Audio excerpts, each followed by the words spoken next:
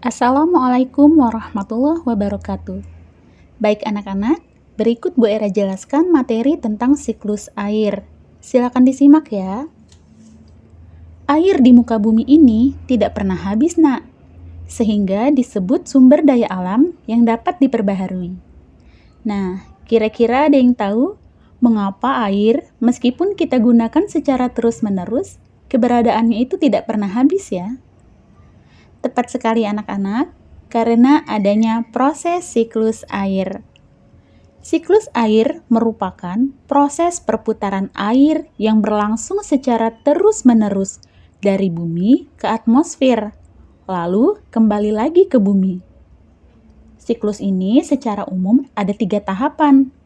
Namun sebenarnya dalam siklus air terjadi banyak tahapan.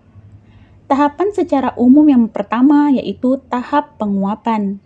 Kemudian tahap kedua adalah tahap pembentukan awan. Dan yang ketiga adalah tahap hujan. Berikut Bu Era jelaskan secara terperinci bagaimana proses terjadinya siklus air. Nah, di dalam proses terjadinya siklus air, pertama yaitu air yang berada di bumi, baik itu air yang ada di sungai, danau, maupun di laut, akan mengalami penguapan apabila terkena sinar matahari. Proses ini disebut dengan evaporasi. Selain itu, tidak hanya air yang ada di sungai, danau, dan laut saja yang menguap, tetapi air yang ada di tumbuhan juga akan menguap apabila terkena sinar matahari, yang disebut dengan proses transpirasi. Kemudian selanjutnya, uap air dari hasil proses evaporasi dan transpirasi akan naik ke atmosfer. Dan uap tersebut akan terus naik ke tempat yang tinggi dan dingin dan akan mengalami proses pengembunan yang kita kenal dengan istilah kondensasi. Nah, anak-anak, kondensasi ini menyebabkan uap air berubah wujud menjadi butiran-butiran air yang kita sebut dengan hujan. Oh ya, tidak hanya dalam bentuk hujan saja ya, tetapi bisa juga dalam bentuk salju. Turunnya titik-titik air ini kita kenal dengan istilah presipitasi, yang merupakan peristiwa jatuhnya butiran-butiran air dari awan. Presipitasi juga dapat berupa hujan es dan juga salju. Selanjutnya, sebagian air dari hasil presipitasi ini nantinya akan kembali ke permukaan bumi, seperti sungai, danau, laut, dan sebagainya. Butiran-butiran air ini akan diserap oleh tanah, kemudian akan dialirkan kembali ke sungai, danau, ataupun laut.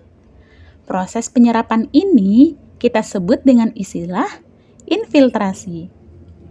Nah, jadi itulah maksudnya perputaran air yang berlangsung secara terus-menerus dari bumi ke atmosfer, kemudian kembali lagi ke bumi. Maka dari itu, meskipun air kita gunakan secara terus-menerus, keberadaannya tidak akan pernah habis karena terjadinya proses siklus air. Oke, jadi inilah proses singkat bagaimana terjadinya siklus air. Sebelum Bu Era tutup, kita nyanyi sama-sama ya lagu siklus air dengan nada beca. Tahukah kawan-kawan, air dapat diperbarui, itu semua karena air ada siklusnya. Ayolah kita lihat seperti apa prosesnya.